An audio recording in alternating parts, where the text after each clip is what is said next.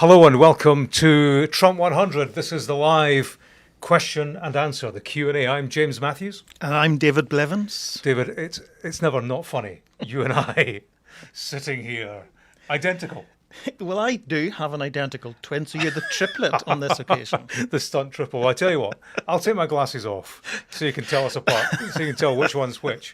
A question for next week is, how would you caption us? That's a 60 great years question. of Sky News between us.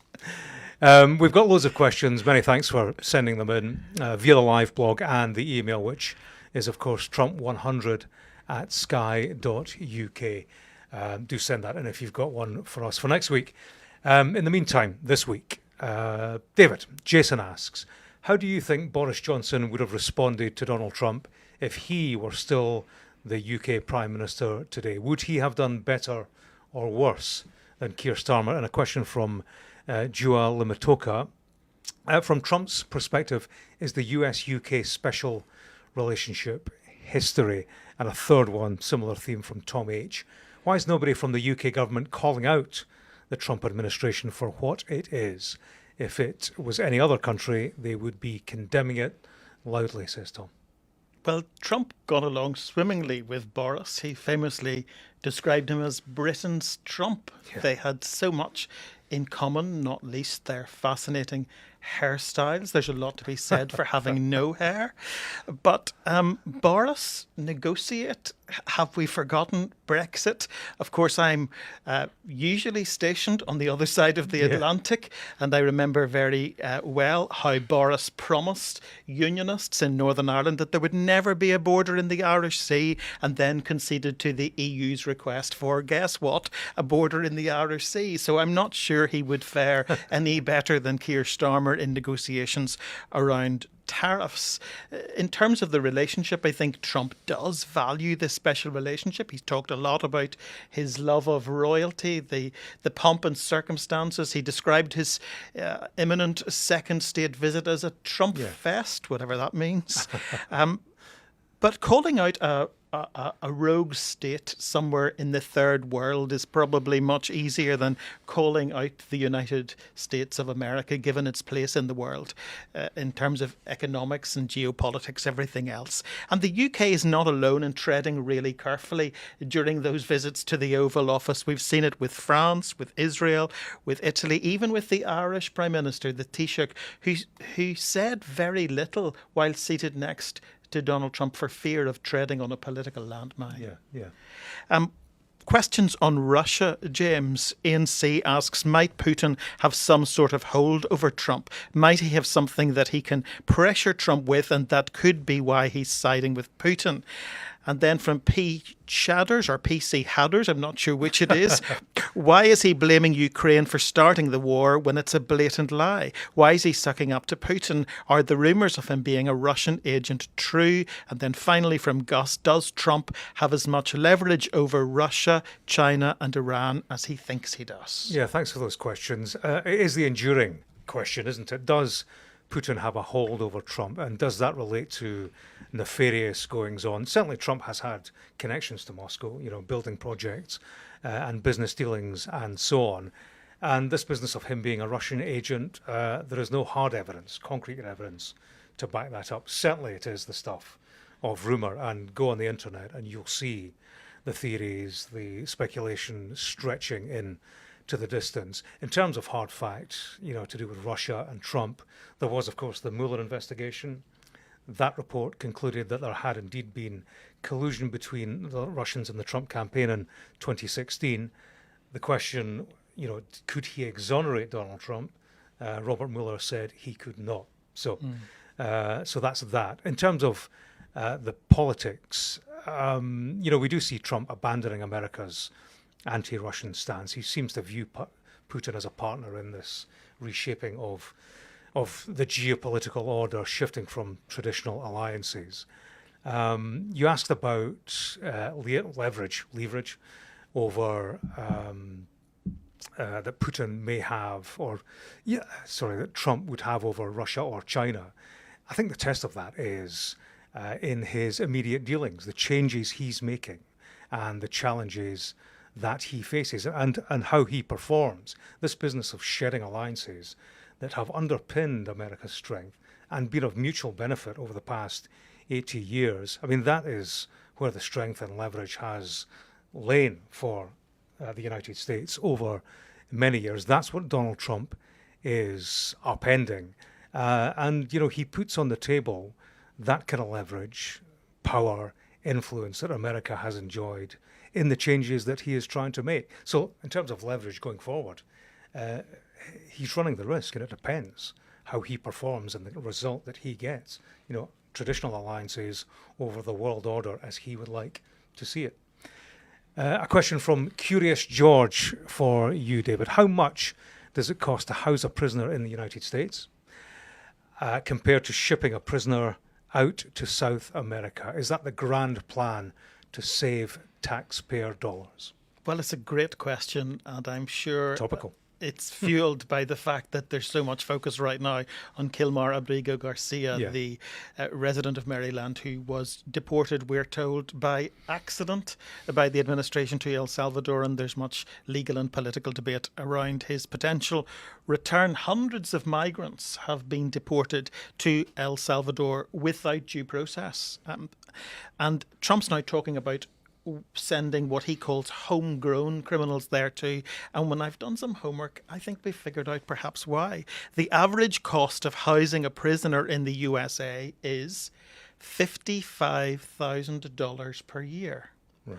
Now, the USA is paying El Salvador $6 million for over 200 alleged criminals. That's about $20,000 a year. So they're saving a lot there. But get this for a figure. The average cost of housing a prisoner in El Salvador is just $2,250 per year.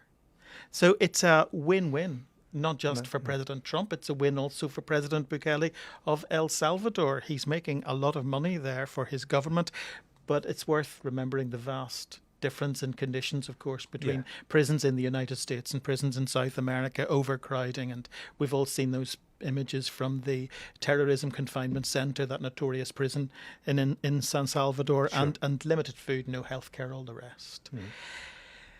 Impeachment questions. We've had a few of those this week, James. Matt79 asks, in the UK, when Truss crashed the markets, the Conservatives had a way of ousting her through no confidence and replacing her promptly. Do the Republicans have such a method if the sitting president is causing such financial losses to a nation? And if so, what would it involve? Salterman then asks, is there actually any chance of Trump being impeached? It feels like he's untouchable and free to do whatever he likes, no matter the consequence. Yeah, thanks for those questions. Impeachment is indeed a method of removing a president in theory, but practically right now isn't. It's not a goer because of how the numbers stack up in Congress. Republican majorities, of course, in the House and the Senate. In the House, you'd need a 2/3 majority to get it through. Actually, a simple majority in the House, a 2/3 majority in the Senate. So with Republican majorities the way they are, it's not going to happen unless Republicans turn against Trump. That clearly is a question. And, consider the comments of Lisa Murkowski. She was speaking last Monday, David, at a conference, senator for Alaska. And this subject of rebelling against Trump came up. She was asked, what do you say to people who are afraid, who represent people who are afraid? And her answer was this: we're all afraid. I am oftentimes very anxious myself about using my voice to be heard because retaliation is real. She went on, it's quite a statement, but we're in a time and a place where I certainly have not been here before. I'll tell you, I'm oftentimes very anxious myself about using my voice because, retaliation is real, and that's not right. Talking about retaliation by those who support Donald Trump. So, how do you get from there to Republicans turning on Trump? I think it would take a change in public mood, actually a greater fear of Republicans at large, or a greater fear amongst Republican representatives being voted out by the public, probably in the midterms. I think it would take that to make them feel brave enough to face up to this alleged retaliation that Murkowski is referring to. And some of those closest to the administration have said they are willing to fund challenges Elon to Musk. sitting representatives, senators who are disloyal. Yeah. The threat is real, and clearly they're feeling it, and we see it in the Republicans, the way they behave. But crucially, we do not hear it. They don't want to sound off against Donald Trump. They see the danger. Here's a question for you, David, from Sunshine on Ukraine. There's a few questions we'll put together. Sunshine asks, is Trump going to accept his invitation to Kyiv? Carrie G asks, has Donald Trump achieved anything positive for Ukraine and the West since he came to office? And Once a Dawn, that's got to be an Aberdeen fan, once a dawn, always a dawn. What happened to ending the war in Ukraine in 24 hours? Was this just bluster? I wasn't sure if it was an Aberdeen fan or someone who once voted for Donald Trump. I'm sure it's somebody who doesn't know Aberdeen from a Trump 100 podcast.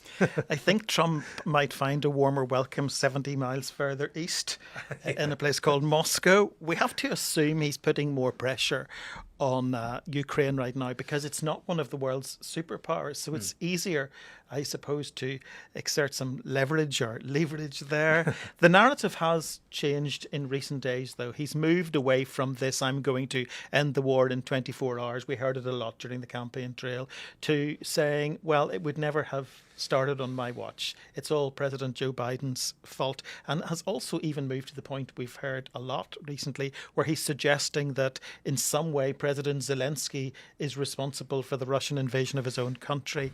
And now Marco Rubio, the US Secretary of State, is talking about America moving on if they don't make progress soon. I'm not quite sure what moving on actually would look like. That will cause real concern, I'm sure, for European leaders. But how does America actually move on now that we're told it has signed an economic deal on rare earth minerals? Because the president always said that would be the security guarantee that Zelensky was seeking if Russia was to invade further into territory, perhaps where the US has some economic interest. Well, it's difficult to see how the US could move on in that scenario. Yeah, before we move on, that word leverage or leverage, every time I hear it or use it, I feel a chill because our foreign editor, hi Tim, he once said to me a few months ago, he said, you know what I heard on Sky News the other day?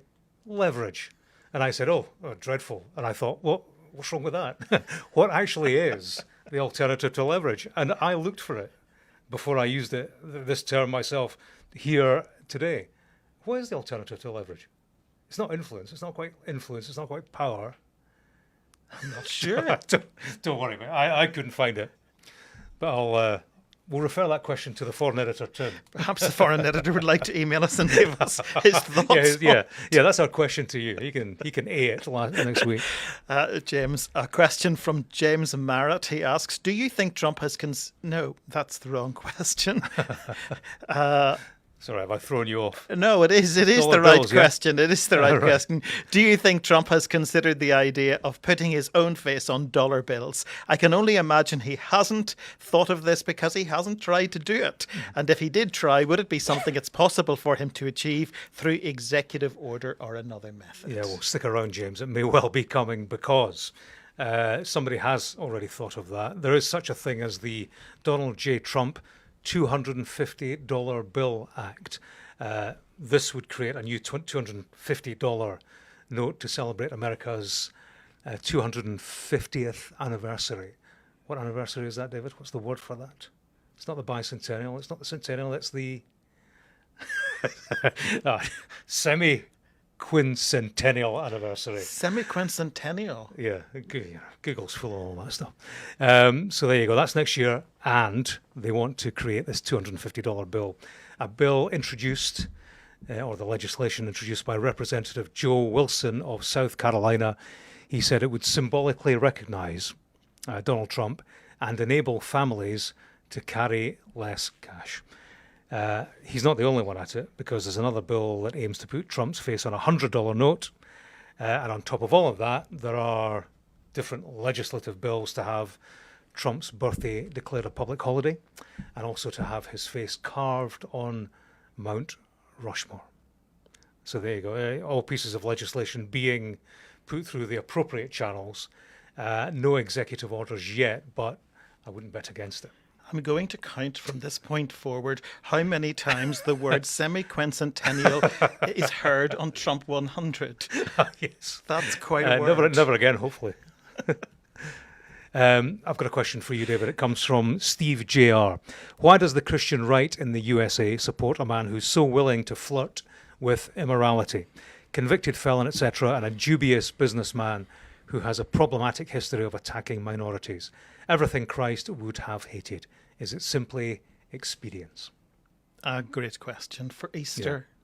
Yeah. The heady mix of politics and religion. There are lots of reasons for it. His personal behaviour might clash with their values, but he echoes the concerns of the Christian right in terms of issues like secularism, immigration, gender identity, and many feel he defends the things they hold dear, their right to express religious belief in public and political life, more than previous administrations would have done. But the reason they cite most, of course, is abortion. His appointment of conservative judges to the Supreme Court led to the overturning of Roe versus Wade, the right to abortion. Evangelicals believe in life from conception, and their pro-life stance. I'll try that again. Their pro-life stance trumps everything else. Yeah. Even the president's lifestyle or his administration's decisions, which some people may feel to be lacking in empathy. I think it is worth noting that many Christians do not support Trump too. They feel that alignment with him damages their message of grace and makes it much harder for them to, evangelize. Mm-hmm. So it's a very sensitive area and one that will be debated for a very long time, I think. Yeah.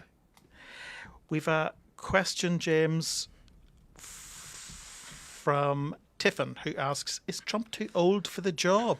His so-called speeches ramble on and his choice of words not what one expects from a president. Yeah, he is the oldest president to take the oath of office, 78 years old. But is he too old? Well, the certified answer would appear to be no, because he had his annual physical, and the results, of course, were published to a degree in the past few days. The White House physician wrote, President Trump remains in excellent health, exhibiting robust cardiac, pulmonary, neurological, and general physical function. And of course, his summed down version, was that he had a very good heart and soul. That was his kind of compressed version of the medical report.